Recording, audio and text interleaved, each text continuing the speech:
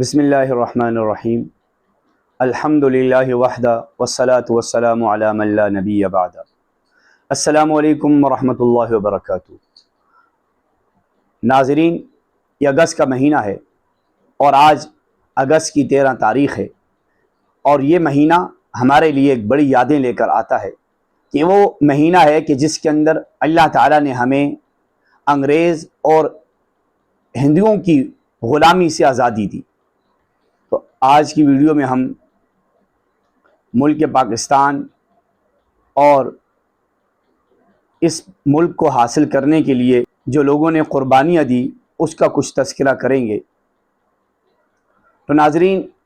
ہمارا ملک پاکستان یہ اللہ تعالیٰ کی بہت بڑی نعمت ہے، اور یہ بات یاد رکھنی چاہیے کہ یہ ملک کلمے کی بنیاد پر لیا گیا ہے، اور علامہ اقبال مرحوم رحمۃ اللہ علیہ نے سب سے پہلے جو پاکستان کا تصور پیش کیا تو اس میں انہوں نے یہی بات کہی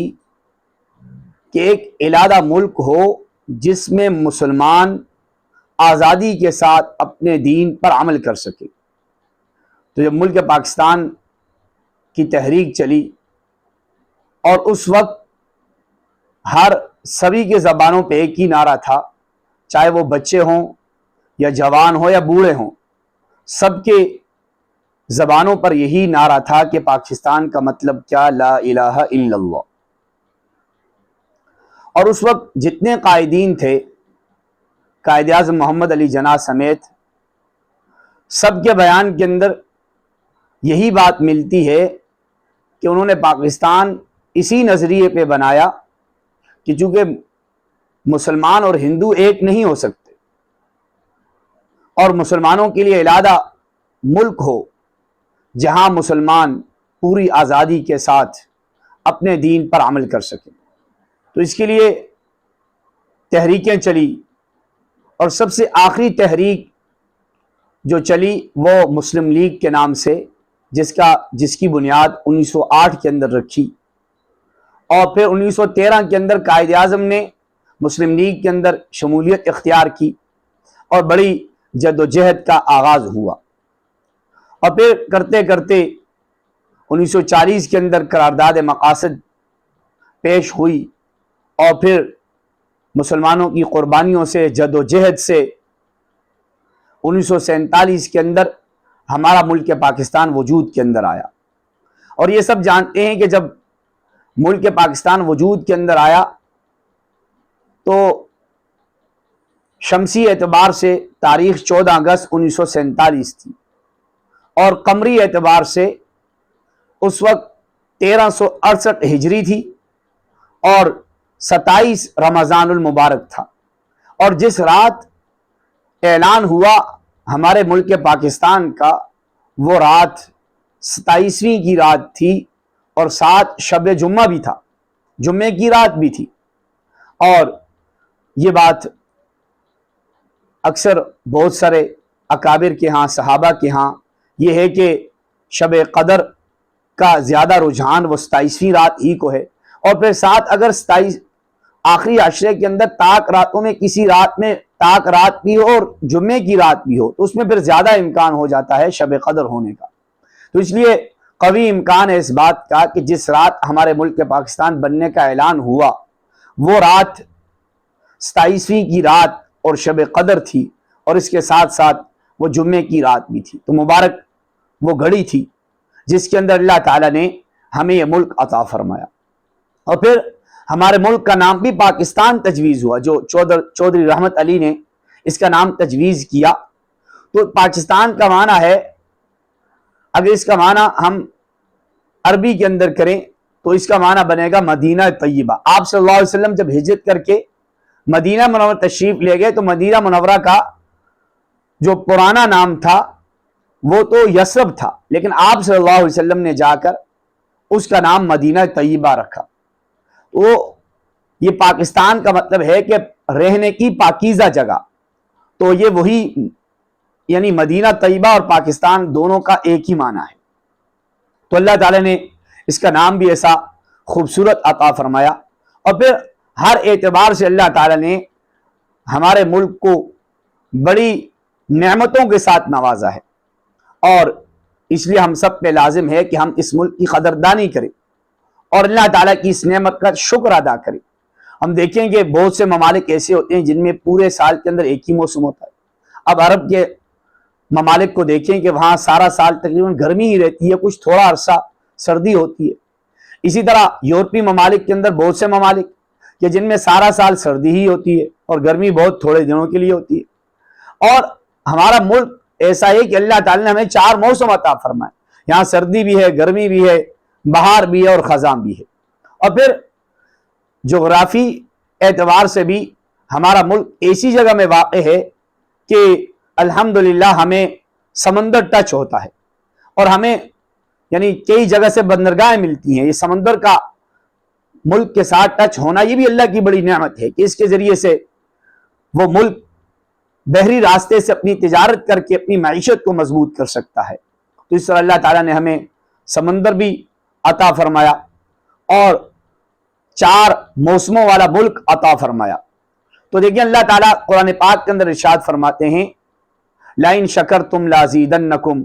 وَلَإِن كَفَرْتُمْ إِنَّ عَذَابِي لَشَدِيدٌ، کہ اگر تم میری نعمتوں کا شکر ادا کرو گے تو پھر میں نعمتوں کے اندر ضرور اضافہ کروں گا، اور اگر تم ناشکری کرو گے تو پھر میرا عذاب بڑا سخت ہے۔ تو اس لیے یہ ملک کا مل جانا، آزاد ملک کا مل جانا، یہ اللہ تعالیٰ کی بہت بڑی نعمت ہے۔ تو اس لیے اس نعمت کی قدردانی ہمیں کرنی چاہیے، اور قدردانی سب سے بڑی یہ ہے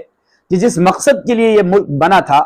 ہم سب مل کی کوشش کریں کہ ہمارے ملک کے اندر جو کلمے کی بنیاد پہ حاصل کیا گیا، اب اس میں کلمے والا قانون بھی ہو کہ آج ہماری عدالتوں کے اندر انگریز کا قانون ہے اور اسی پر تعزیرات انگریز کے اوپر مقدمے چلتے ہیں، اور ہو یہ کہ ہماری عدالتوں کے اندر قرآن و سنت کا قانون آنا چاہیے۔ اس کے لیے ہمیں جد و جہد کرنی چاہیے، اور اس سے اپنے ملک کو ہر قسم کی خرابی سے، فرقہ واریت سے، تخریب کاری سے، دہشت گردی سے وہ پاک کرنے کے لیے ہر ممکن ہمیں کوشش کرنی چاہیے، اور اس نعمت پر اللہ تعالیٰ کا شکر ادا کرنا چاہیے۔ تو اس لیے ہمیں چاہیے کہ ہم اپنے ملک کی ترقی کے لیے اور اپنے ملک کو مضبوط کرنے کے لیے ہر ممکن کوشش کریں۔ تو اس میں بہت سے لوگ سوال یہ کرتے ہیں کہ آیا 14 اگست منانا کیسا ہے؟ تو یاد رکھیں 14 اگست منانا تو ٹھیک ہے، اس میں کوئی شرعی اعتبار سے برائی والی بات نہیں، اس لیے کہ کوئی مذہبی تہوار نہیں ہے، بلکہ اپنے ملک کے ساتھ محبت کا اظہار ہے۔ تو ملک کے ساتھ محبت کا اظہار کیا جائے تو اچھی بات ہے، لیکن اظہار کس طرح ہو کہ اس میں چلیں گھر کے اندر جھنڈیاں لگا دی، جھنڈا لگا دیا اور لائٹنگ تھوڑی بہت کر دی، وہ تو ٹھیک ہے اور کرنا چاہیے اور اس کا اظہار کرنا چاہیے، اور اس موقع پر اپنے تجدید عہد کرنا چاہیے کہ ہم اپنے ملک کے ساتھ وفادار ہیں، ہمارے بڑوں نے قربانیاں دی اور قربانیاں دے کر بڑی جد و جہد کر کے ملک کو آزاد کیا، اور ہم ملک کے وفادار ہیں، اور ہم نے اگر اللہ نہ کرے کوئی مشکل وقت آیا تو انشاءاللہ ہماری جانیں، ہمارا مال اور ہمارا سب کچھ اپنے ملک کے لیے حاضر ہے۔ لیکن ہمارے ہاں جو آزادی کو منایا جاتا ہے تو اس میں تو آدمی کو دیکھ کے ڈر لگتا ہے کہ یہ ملک جو کلمے کے نام پہ حاصل کیا گیا، اور اس ملک کی خاطر تقریباً 6 لاکھ لوگوں نے اپنی جانیں دی، اور جب یہ ملک بنا اور اس وقت جو ہنگامہ ہوا اور اس وقت بہت سی خواتین جنہوں نے اپنی عزت بچانے کی خاطر دریاؤں کے اندر چھلانگیں لگا دی، اور اس طرح تقریباً 7,000 خواتین نے اپنی جانیں دے دی، تو جو ملک اتنی قربانیوں کے ساتھ، اتنی جد و جہد کے ساتھ بنا اور کلمے کی بنیاد پر بنا، اور جب اس کی آزادی کا دن آئے اور اسے یوں بنایا جائے کہ ہمارے نوجوان باجے بجا رہے ہوں اور اپنی موٹر سائیکل کے سلنسر نکال کر آوازیں نکال لیں، جس سے بہت سے لوگوں کو تکلیفیں ہو رہی ہوں، کہیں بیمار ہیں، کہیں اسپتال ہے اور لوگوں کو تکلیف دی جا رہی ہے، تو اس طرح تو آزادی منانا یہ تو ملک کی ناقدری ہے اور اللہ کے عذاب کو دعوت دینے والی بات ہے، اور اللہ تعالیٰ کی اس نعمت کی ناشکری جب ہوگی تو پھر ہمارا ملک خطرے کے اندر ہو سکتا ہے۔ تو ہمیں آزادی منانی چاہیے، اور اس طور پر کہ اس موقع پر ہم اللہ کا شکر ادا کریں، صلاۃ شکر پڑھیں اور اللہ تعالیٰ سے اپنے ملک کے لیے دعا کریں۔ اور آج کل اسی اگست کے مہینے کے اندر بہت سی دکانوں کے اندر جو ہے وہ گانے بج رہے ہوتے ہیں، اور اگر کسی کو کہا جائے کہ بھئی گانے بجا رہے ہو تو وہ کہتے ہیں بھئی ہم تو ملی نغمے سن رہے ہیں۔ تو یاد رکھیں کہ جن ملی نغموں کے ساتھ میوزک ہے وہ تو بالکل ناجائز اور حرام ہے۔ ملی نغمے ضرور سنیں، پڑھیں، اپنے ملک کے ساتھ محبت کا اظہار کریں، لیکن خدا را جہاں ملی نغموں کے ساتھ میوزک نہ چلائیں، تو اس طرح میوزک چلا کر ہم خود بھی گناہ گار ہو رہے ہوتے ہیں اور دوسروں کو بھی گناہ گار کر رہے ہوتے ہیں۔ تو اس لیے ملک کے ساتھ وفاداری کا، ملک کے ساتھ محبت کا اظہار ضرور ہونا چاہیے، لیکن وہ شرعی حد کے اندر رہ کر ہونا چاہیے۔ اس طرح نہ ہو کہ اس میں کسی کو تکلیف ہو اور اللہ تعالیٰ کے احکامات کو توڑا جا رہا ہو، اور ملک جس مقصد کے لیے بنا تھا اس مقصد کے خلاف ہو۔ ایسا نہیں ہونا چاہیے۔ تو اللہ تعالیٰ سے دعا ہے کہ اللہ تعالیٰ قیامت تک ہمارے ملک کو سلامت رکھے اور ہمارے ملک سے ہر قسم کی خرابیوں کو اللہ تعالیٰ دور فرمائے۔ السلام علیکم ورحمۃ اللہ وبرکاتہ۔